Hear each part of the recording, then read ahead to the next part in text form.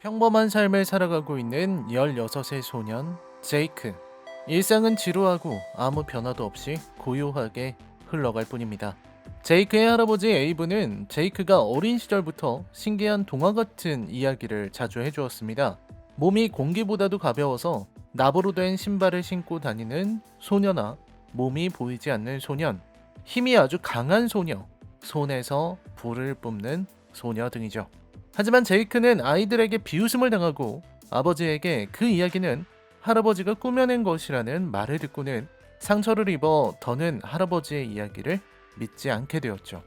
다급하게 전화하는 할아버지, 총이 없어졌다고 외치는 할아버지에게 아버지가 총을 가져갔다고 답하는 제이크. 할아버지는 총도 없이 어떻게 괴물과 싸우느냐고 되묻습니다. The key to my gun cabinet. It was in the drawer, and now it's gone. Yeah, Dad took it. All right, for safekeeping. It's okay. Your father wants I should fight them without a gun?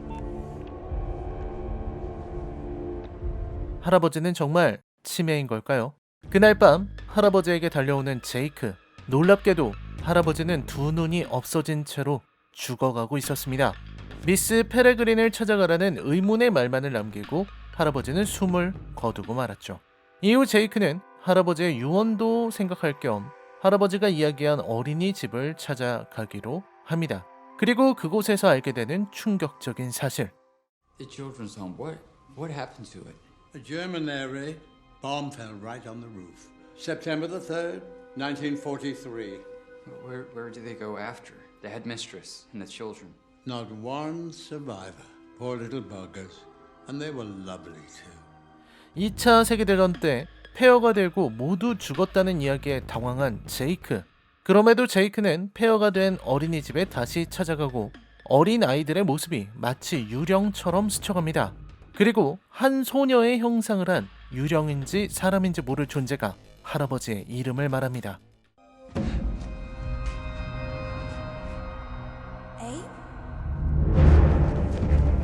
도망치던 제이크는 다리가 걸려 넘어지고 잠시 기절한 제이크는 할아버지가 보여준 사진 속 아이들이 자신을 보고 있다는 걸 알게 됩니다. 모두의 이름을 알고 있는 제이크. 자신이 죽은 것인지 아니면 꿈을 꾸고 있는 것인지 의심하는 제이크. 제이크는 아이들을 피해 묵고 있던 숙소로 가지만 숙소에서 제이크를 기다린 것은 처음 보는 사람들입니다. 한바탕 소동이 일어나지만 아이들의 도움으로 숙소에 불을 지르고 도망치는 제이크. 마침내 제이크는 미스 페레그린과 만나게 되죠. 미스 페레그린은 모든 것을 설명해줍니다. 사실 이곳은 1943년 9월 3일을 무한히 반복하는 루프였던 것입니다. 이곳에 살고 있는 특별한 아이들은 결코 나이를 먹지 않죠. 아이들은 늘 하루의 일과를 소화합니다. 루프에 큰 문제가 일어나지 않도록 마지막 24시간을 반복할 수 있도록 똑같은 일상을 반복하는 것이죠. 할아버지의 말은 모두 사실이었습니다. 그리고 미스 페레그린은 정해진 시간에 정해진 위치로 석공을 쏴 기괴하게 생긴 괴물을 물리칩니다. 그 괴물의 이름은 할로우 게스트. 할로우를 본 제이크의 얼굴이 딱딱하게 굳어집니다. 할아버지가 죽었을 때 언뜻 봤던 그 괴물과 같은 녀석이었던 거죠. 미스 페레그린은 할아버지의 죽음과 할로우들의 탄생에 대해 알려줍니다. 바로는 미스 페레그린처럼 시간을 조종할 수 있는 인불인들의 능력을 이용해 불멸의 삶, 영생을 지니려고 했습니다. 그걸 위해 인불인들을 실험했고 그 결과 할로우 게스트라는 괴물이 탄생했습니다. 그리고 이들은 별종이라 불리는 특별한 아이들의 누나를 먹어 사람으로 돌아올 수 있다는 걸 알게 됩니다. 이들로부터 피하기 위해서라도 아이들을 루프에 숨겨야 했던 것이죠. 그러나 바론의 공격은 시작되고 마을이 습격당합니다. 위기에 봉착한 미스 페레그린과 이상한 아이들. 이들은 할로우들과 맞서 최후의 결전을 준비하게 되죠. 2016년에 개봉한 미스 페레그린과 이상한 아이들의 집은 팀버튼 감독의 특징이 여실히 드러난 작품입니다. 생각보다 괜찮은 영화라고 평가를 받기도 했습니다. 팀버튼의 최근 작품들 중에서는 단연 으뜸으로 여길 수 있는 작품입니다. 독특한 세계관과 팀버튼 특유의 연출이 어우러진 작품이죠. 하지만 원작의 팬들에게는 글쎄요, 다소 아쉽다고 느낄 수 있겠군요. 그렇습니다. 미스 페레그린과 이상한 아이들의 집은 미국의 소설가이자 영화감독 랜섬 릭스의 소설을 영화로 만든 것입니다. 원작 소설의 탄탄한 진행을 팀 버튼 스타일로 바꿨는데 그게 좀 아쉽다는 평이 많았습니다. 원작 소설 시리즈는 미스 페레그린과 이상한 아이들의 집, 할로우 시티, 영혼의 도서관으로 일부가 완결되었습니다. 그리고 오늘 소개해드릴 도서는 이상한 아이들 시리즈의 새로운 3부작을 알리는 작품, 할아버지가 남긴 의문의 비밀을 파헤치는 제이크의 이야기를 담은 작품, 시간의 지도입니다.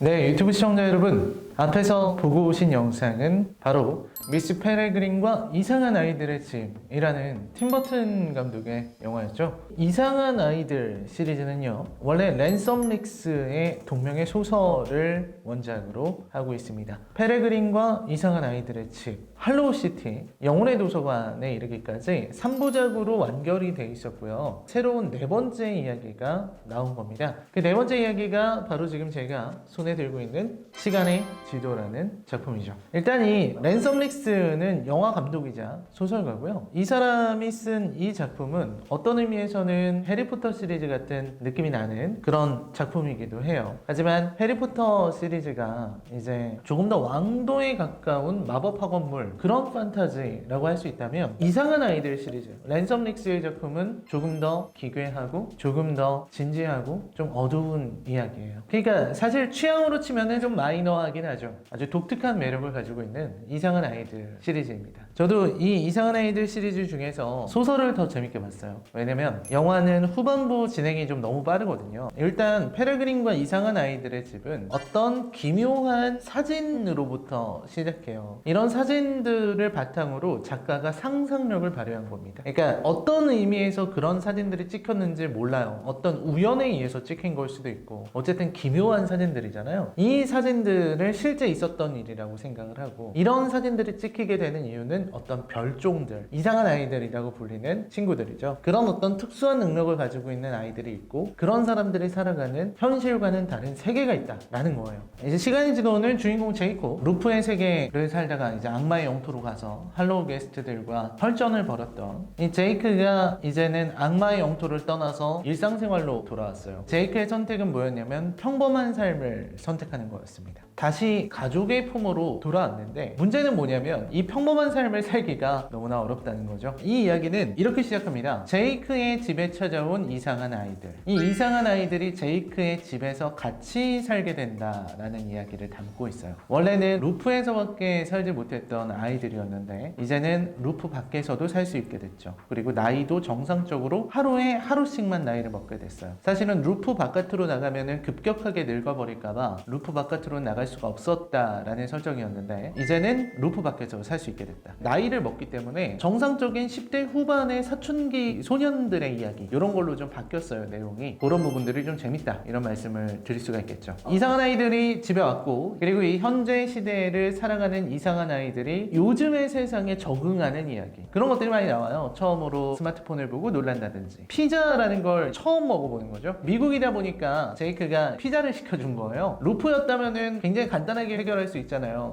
루프면은 그냥 뭐 어차피 하루가 반복되는 거니까 마트 같은 데 털어오면 되는데, 여기서는 그럴 수가 없으니 아버지 자켓에서 돈을 꺼내서 피자를 사죠. 피자를 먹으면서 아이들이 피자에 대해서 품평하고 일상 파트가 되게 재밌게 펼쳐져요. 이렇게 펼쳐진 이야기들이 어디로 가게 되냐면, 페레그린이 얘기한 거는 아이들이 현재 생활에 적응할 수 있도록 도와달라, 이런 거였거든요. 그래서 쇼핑을 하러 가다가 영화에서는 할아버지가 할로우 게스트의 공격을 받아서 죽어버린 그 집을 가게 돼요. 거기서 아이들과 대화를 나누다 보니까 뭔가 좀 이상하다는 걸 느끼게 됩니다. A분은 사실 할로우 게스트가 온다는 것도 알고 있었고 충분히 준비도 할 수 있었을 텐데, 단지 총이 없다는 이유로 할로우 게스트에게 죽었다는 것이 좀 의아하다라는 거죠. 알고 보니까 아니나 다를까 할아버지의 집에는 숨겨둔 지하실이 있었습니다. 그리고 그곳에서 할아버지가 남긴 일지를 보게 돼요. 어쩌면 제이크가 모르고 있었던 비밀이 있었구나 라는 걸 알게 됩니다. 그래서 할아버지의 비밀을 다시 찾아가고 할아버지의 비밀을 풀기 위해서는 과거 할아버지를 잘 알고 있었던 인물, 새로운 인물이죠. H라는 인물을 찾아 나가게 되는 거죠. 이 이야기는 흥미로운 지점들이 많이 있는데요. 제이크가 할아버지의 길을 걷게 되는 그 과정입니다. 할아버지는 특별한 삶과 평범한 삶을 둘 다 유지하려고 하다가 양쪽 어디에도 속하지 못하게 됐어요. 모두에게 따돌림 당하는 그런 존재였었죠. 제이크는 자기가 그렇게 되는 게 싫은 겁니다. 제이크가 선택한 것은 나는 할아버지처럼 되지 않겠다. 나는 평범한 삶을 선택하겠다 해서 이쪽으로 온 거예요. 근데 이제 부모님들이 볼 때는 이상한 어떤 루프의 세계, 이런 마법 같은 이야기를 믿기가 어렵기 때문에 제이크를 정신과 치료를 받게 조치를 하고 있었어요. 정신병원에 집어넣을 생각도 하고 있었죠. 그때 페레그린이 왔고 이때 제이크는 선택하게 됩니다. 부모님 두 분께 아이들을 보여주기로 선택하는 거죠. 물론 그런 선택을 할 수 있었던 것은 페레그린 원장이 기억을 지울 수 있기 때문이죠. 아무튼 부모님 두 분에게 이야기를 했어요. 할아버지가 했던 말들은 모두 사실이었고 루프에서 살던 아이들이 왔다. 그 아이들 중에는 하늘을 나는 아이도 있고 불을 쏘는 아이도 있고 뭐 그런 이야기를 하니까 부모님들이 화를 냅니다. 그러니까 진짜 병에 걸렸다고 생각하는 거죠. 그때 정말로 엠마를 보여줘요.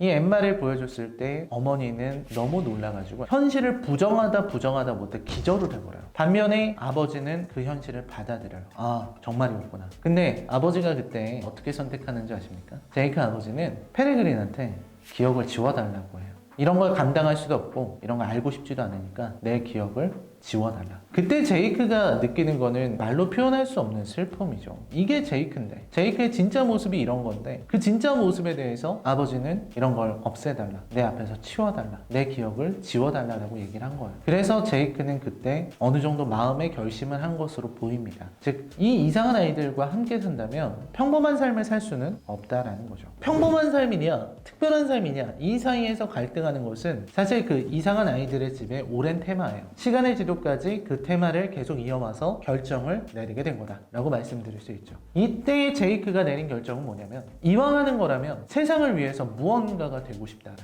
거예요. 세상에 꼭 필요한 놀랄만한 일을 하고 싶다. 그게 제이크가 가진 선택이었습니다. 어떻게 보면 제이크는 인볼인이 되려고 하는 걸 수도 있고 어떻게 보면은 이 특별한 세상을 위해서 이 특별한 아이들, 별종 아이들을 위해서 자신만이 할 수 있는 그런 역할이 있을 것이다 라고 생각을 하는 거예요. 그런 부분에서 제이크가 정말 많이 성장했다는 걸 알 수 있죠. 그래서 이 이야기는 돌아온 페레그린과 이상한 아이들, 새로운 세계를 모험하는 새로운 3부작의 시작이에요. 여기서 모험하는 새로운 세계는 이제 미국이에요. 그래서 미국의 다양한 시대들이 나옵니다. 지금 미국 사회의 문제들을 관통하는 내용들이 많이 나와요. 여기서 나오는 이런 이야기들은 지금의 어떤 미국 사회가 안고 있는 문제들과 전혀 무관하지가 않거든요. 현대 시대에 시대적 문제를 묻고 있다라고도 볼 수 있는 게 바로 이 시간의 지도라는 작품입니다. 보면서 제가 느낀 거 몇 가지가 있어요. 하나는 영화를 보신 분들은 영화와 소설의 설정이 좀 다르다는 걸 아셔야 됩니다. 그 중에서 가장 대표적인 건 엠마의 설정이 달라요. 이 영화에서는 엠마가 하늘을 부유하는 공기를 다룰 줄 아는 능력이 있어서 나부로 된 신발을 신고 다니고 하늘로 떠오르는 그런 캐릭터잖아요. 근데 소설에서의 엠마는 바로 불을 쏘는 캐릭터입니다. 영화에서 나왔던 친구랑 서로 능력이 바뀌었어요. 그래서 사실은 소설의 엠마가 더 나아요. 왜 더 나았냐면 영화에서는 사실 제이크와 엠마의 어떤 관계 그리고 둘의 사랑이 좀 밋밋하게 그려졌어요. 물론 아역 배우들의 어떤 연기력의 한계도 물론 있었지만 되게 밋밋하게 그려졌는데 반면에 소설에서는 정말 엠마라는 캐릭터가 매우 강한 캐릭터, 정말 불꽃 같은 열정을 가지고 있는 캐릭터예요. 그래서 엠마와 제이크의 사랑이 활활 타오르는 그런 걸 좀 느낄 수 있거든요. 그래서 사실 영화 소설은 이런 부분에서 설정의 차이를 보이고 있다라는 말씀을 좀 드릴 수 있겠고요. 그 다음에 이 시간의 지도를 보실 때는 약간 용어라든지 이런 것들은 좀 어려울 수 있어요. 루프가 뭔지, 영혼의 도서관에서 대체 무슨 일이 있었던 건지. 이 소설을 읽다 보면은 아, 과거에 제이크라는 애가 아주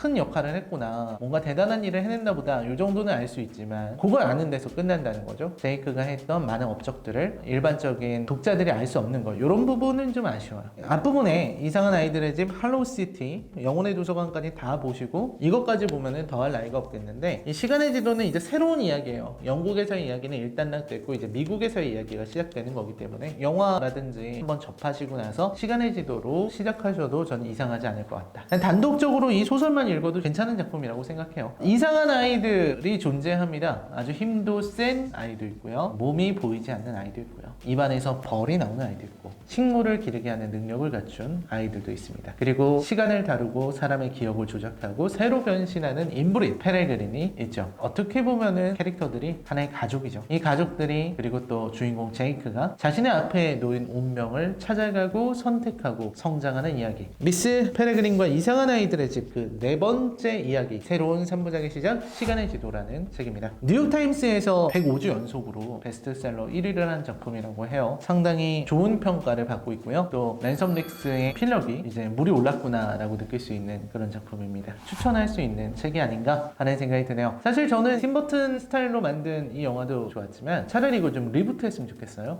왜냐면 팀버튼 영화에서는 후반부 결말이 좀 소설과는 전혀 무관하게 결말이 나버려서 저는 이게 좀 바뀌었으면 좋겠다 라는 생각이 드네요. 팀버튼 감독은 사실 엠마를 하늘을 날아다니는 아이로 능력을 바꾼 이유가 조금 더 제이크에게 의지하게 만들고 싶었다라고 해요. 근데 이제 소설에서 나오는 엠마의 주체적이고 강한 성격의 캐릭터와는 너무 달라져서 그 부분이 좀 아쉽다, 이런 말씀도 드릴 수가 있겠네요. 자, 랜섬 릭스의 시간의 지도 여러분께 일독을 권합니다. 아이너와 함께하는 북마크 다음 편에 찾아뵙도록 하겠습니다. 재밌게 봐주셔서 고맙습니다. 안녕히 계십시오.